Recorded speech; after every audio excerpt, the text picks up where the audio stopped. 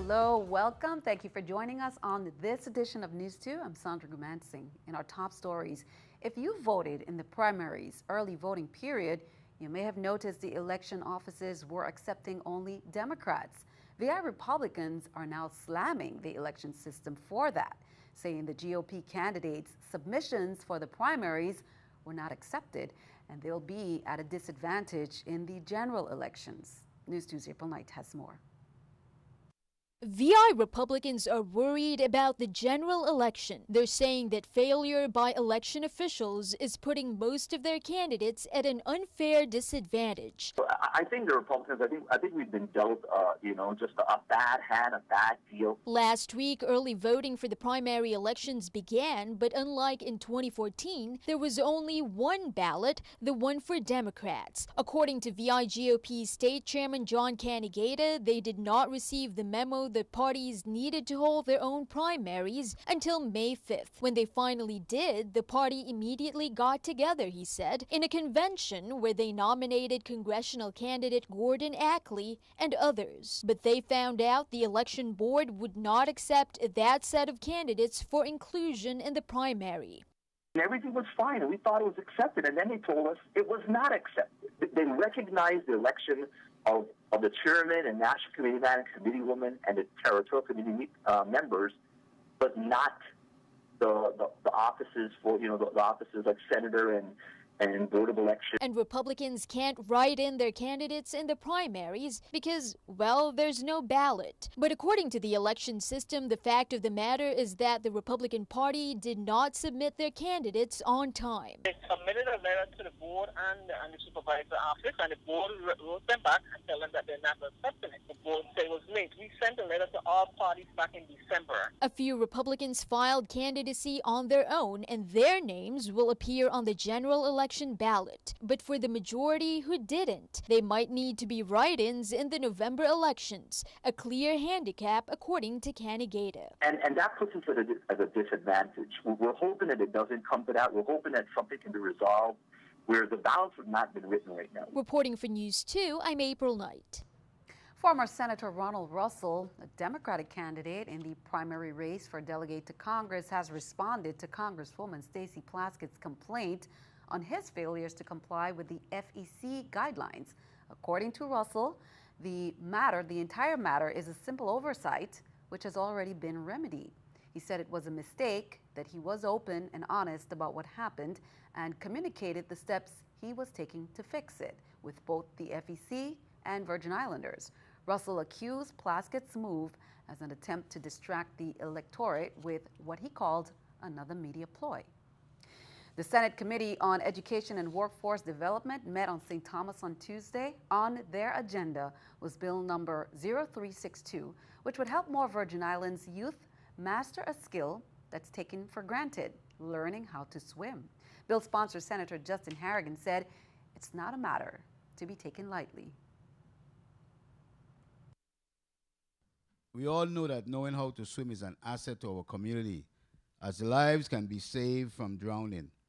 I realize that this legislation is not perfect, but I hope that by discussing and vetting it today, I can get feedback from the testifiers present and my colleagues in improving it for the benefit of our children. If we are to ensure that our students gain jobs in the marine industry, we must provide avenues for swimming education. In other news, it's a problem many know about but choose to ignore, according to some residents of a senior complex on St. Thomas. But they say the homeless population in abandoned buildings right next door to their home are making them fear for their safety. And they want the authorities to know the situation is urgent. News 2's April Knight has that story. Virgin Islander Barbara Miller moved to Sunset Cove Apartments on St. Thomas a year ago, and that year hasn't been all rosy. It affects how I sleep. It affects how I sleep, and I don't sleep well. Miller said she's been talking to a couple of senators and property and procurement about these abandoned structures in Contant. She said the building, known to be a magnet for the homeless for years, are posing a threat to the security of her apartment complex just a stone's throw away. Since I've been here, there have been 2 stabbings that I know about. One woman went to the hospital. There has been another stabbing of a man who went to the hospital and did not live. Now, I take that as a very small reach to come right next door here when they need money. Miller's neighbor Janice Vogt, who just moved down from New York in May, said the structure's tenants would jump the fence and hang out right outside her bedroom window. He got up here and jumped over the gate, over the fence, went right past my bedroom window, dropped something, turned around, picked it up, and kept running. And that night I didn't sleep at all. The structures themselves are in complete ruins, littered with garbage and graffiti, but undoubtedly inhabited, judging from the people and the vehicles. It gets very loud at times. Arguments break out. The smell can be horrendous. While they wait for the authorities to address their concerns, these senior home residents say they have to deal with the threat to their safety and security every single day that passes, and they say a decisive solution needs to be found very soon. They're not going to do anything with the buildings. They need to demolish them. Funds need to be earmarked for that ASAP. Everybody seems to know about this. Reporting for News 2, I'm April Knight. Of course, we will keep you updated on any developments in this story. Monday, August 1st, 37-year-old Mr. Tres Abraham called the Economic Crime Unit to turn himself into the Virgin Islands Police Department. Abraham was present at the Richwood Colwood Command, and an arrest warrant was executed at approximately 10 a.m. He was charged with embezzlement, drawing and delivering worthless checks, obtaining money by false pretense, and grand larceny. Abraham claimed to be an import car dealer and obtained money from several individuals to purchase vehicles from the mainland, but he failed to deliver any of the vehicles and kept the money for personal use. Abraham also used a closed checking account, claiming to return deposits to individuals that paid him to purchase vehicles. Bail for Tres Abraham has been set at $100,000. On Monday, August 1st, 32-year-old wanted suspect Tahira Charles was arrested pursuant to a warrant after Charles arrived to St. Thomas to receive medical treatment for injuries sustained during a shooting incident he was involved in that took place in Tortola. Here's more.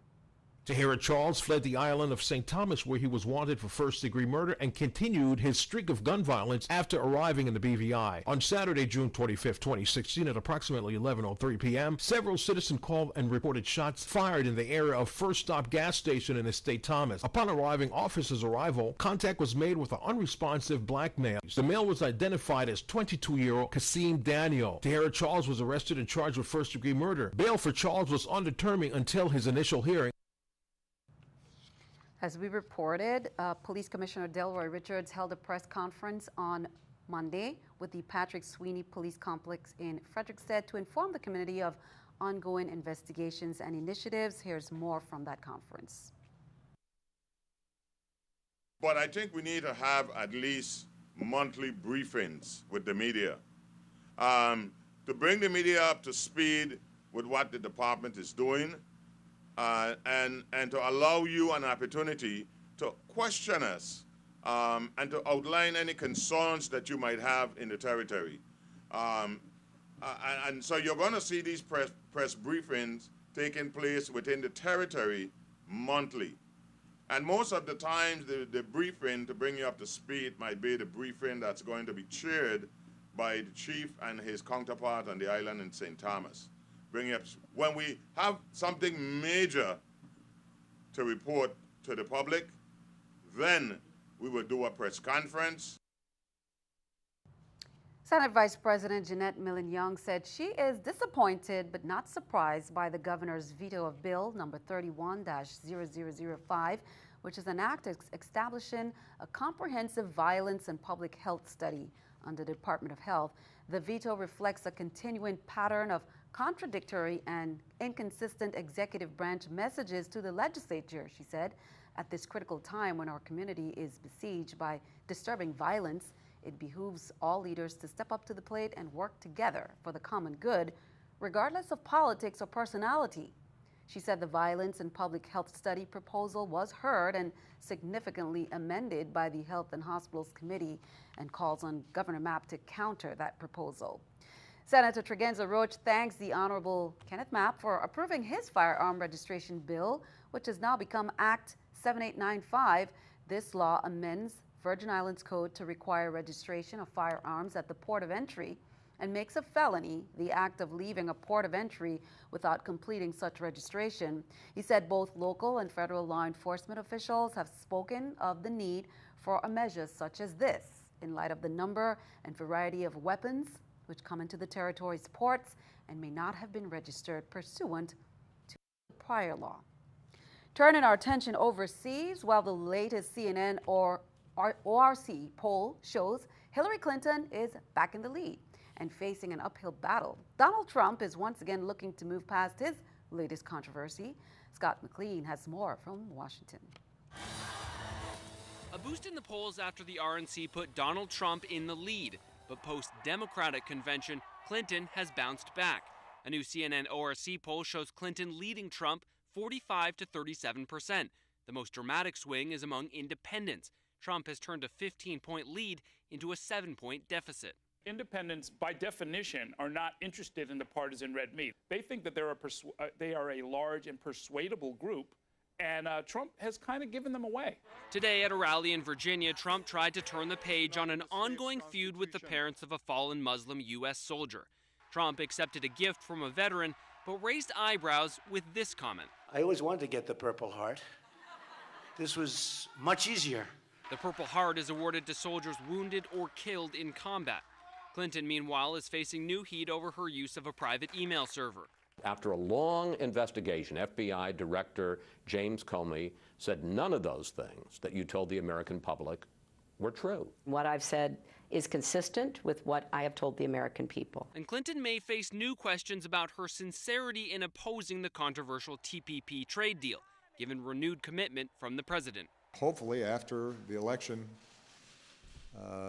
is over and the dust settles, there will be more attention to the actual facts behind the deal, and it won't just be a political symbol. Clinton is fundraising in Colorado today, a battleground state this fall. In Washington, I'm Scott McLean. Keeping our eye on the economy, Japan's government has approved a $277 billion stimulus package. It's the latest bid by Prime Minister Shinzo Abe to boost the economy. Investors were underwhelmed by the move. India is rushing aid to thousands of its citizens in Saudi Arabia who are running short of food after losing their jobs. The Indian consulate in Jeddah said it distributed 34,100 pounds of food, including eggs, spices, and salt over the weekend. It said it was trying to reach all affected Indians to help them overcome this crisis. Sushma Swaraj, India's Minister of External Affairs, said that a large number of Indians in Saudi Arabia and Kuwait had lost their jobs and were owed wages by their employers. Many are now stuck in camps for migrant workers. Here's a look at the stock market watch at the New York Stock Exchange. Taking a look at the numbers there, we can see everything down. The Dow, NASDAQ, S&P, Dow down 90, NASDAQ 46, S&P 500 down 13. Coming up on News 2, 2 passengers on board a 31-foot vessel were safely rescued late Monday night after the vessel capsized in the vicinity of Rupert Rock, which is east of the end of the Waco dock.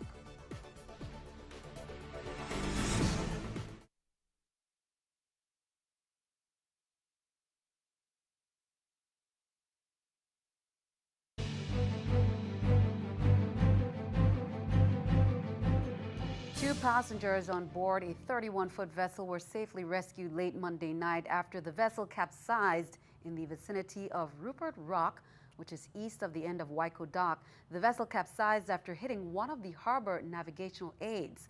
Joseph Bishelti, president and CEO of Waco, said at 11:51 p.m., Waco was notified by Yacht Haven Grand of a capsized vessel and 2 people stranded. Shortly thereafter, they were notified by 911. He said security vessel Waco 2 was immediately deployed. 2 individuals were rescued and brought ashore, where EMS was on hand to render aid. Thankfully, no one was injured, and the 2 individuals were released after examination by EMS. He acknowledges the Waco security team, members of the VIPD, EMS, Yacht Haven Grand, St. Thomas Rescue, and DPNR also assisted. Good job. Over 14 graduating high school seniors from St. Croix and St. Thomas were awarded scholarships from Sterling Optical For many years, Sterling Optical has been awarding scholarships to students in the territory. The Adams Mahipath Scholarship is given to students who were judged by their grade point averages, community involvement, and extracurricular activities. And Sterling officials say giving back wouldn't have been possible without the community's continued support. Here's more. This is always an exciting day for us at Sterling Optical because we get to give back and invest in our community. And this is in keeping with Sterling Optical's mission of service to mankind. The criteria for this scholarship involved biographical essay, SAT scores, grade point averages, and community involvement. And I'm proud to say that all of our recipients are quite ambitious and they are quite remarkable young people, and it's proud to see this in our community today. Yeah, congratulations. Thank you. I just graduated from St. Croix Educational Complex. I'll be attending the University of Virgin Islands, and I will major in electrical engineering. I attended the St. Croix Educational Complex, and now I'm going to the University of Arkansas at Pine. And I want to study computer science. Good morning, my name is Rakishma Guzman. I graduated from the St. Croix Central High School. We attended the Houston-Tilson University in Austin, Texas to major in business management. Sterling Optical, with great pleasure, is on St. Thomas to hand out scholarships in the amount of $1,500 to deserving students. Kalia Charleswell. Okay. Congratulations, Kalia. Marcus Norcatus. Norcatus. Siddharth Parwani. Okay, congratulations, young man. Mark Sterling. Hey, and the best for last, and Sterling. Hey, congratulations. And I'm a recent graduate of the Ivanio Derrican High School. I will be going to Embry-Riddle Aeronautical University in Daytona Beach, Florida, and I'll be studying computer engineering. I attended the Peter Gruber International Academy, also known by many others as Montessori. I will be studying chemical engineering, and I have to give a warm thank you to the entire Virgin Islands community because they molded me into who I am today, and that has gotten me into Princeton. So thank you all.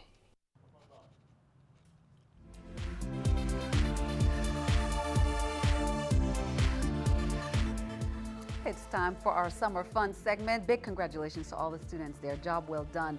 Well, first we head over to nature's little secret, the BVI, just miles away from the USVI.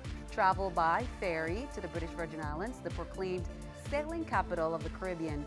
There you can enjoy sun, sand, sea, go island hopping to Tortola, Anegada, Jos Van Dyke, Virgin Gorda, or one of the many keys of the BVI. Anegada, the only island made of coral in the BVI, tour the renowned baths of Virgin Gorda, or swimming with the dolphins in Tortola. Also, just in time for the BVI's August festival activities taking place. And speaking of which, BVI's festival continues. The annual August Monday Parade saw a smaller number of troops this year than usual. Nevertheless, the fun and excitement were huge. This year's parade had about 42 lively, colorful, and creative entries, troops, and floats. A relatively large crowd lined up along the waterfront drive in Roadtown to see the troops who danced through the streets in colorful costumes. Troopers included the Majorettes, Shimmer and Sheen Classique, Zuma Dance Party, Limpin' Jack, Vibe, One Mart, One BVI, Rotary, Intrigue Dancers, Mocha Jumbies, Elite Sky Dancers, Relentless, and Kids Play. But the fun does not end there. Carrot Bay Cultural Fiesta, that's coming up. Thursday, there's a fisherman's tourney, opening ceremony, and a musical lineup, which includes Kes the Band. Friday, August 5th, it's Cultural Day. Lots of races. Crossfire headlines for the music, not from Barbados. And then Saturday, August 6th, we have Synergy boat races, car shows, and music by Poison. And also coming up in the BVI to mark on your calendar, the Peter Island Resort and Spa Caribbean Food Festival makes its debut the weekend of November 11th to 12th, 2016. That's in celebration of the British Virgin Islands BVI Food Fete, which takes place every November for the entire month. Peter Island Resort will host top chefs and mixologists for a weekend of delicious food, fun, and culinary competition to raise funds to support the further education of the BVI's culinary professionals. Local chefs can enhance and expand their skills and talents with an incredibly accomplished group of top chefs from all over the Caribbean, New York, and New Orleans. Be sure to stick around. Your News 2 AccuWeather forecast is coming up next.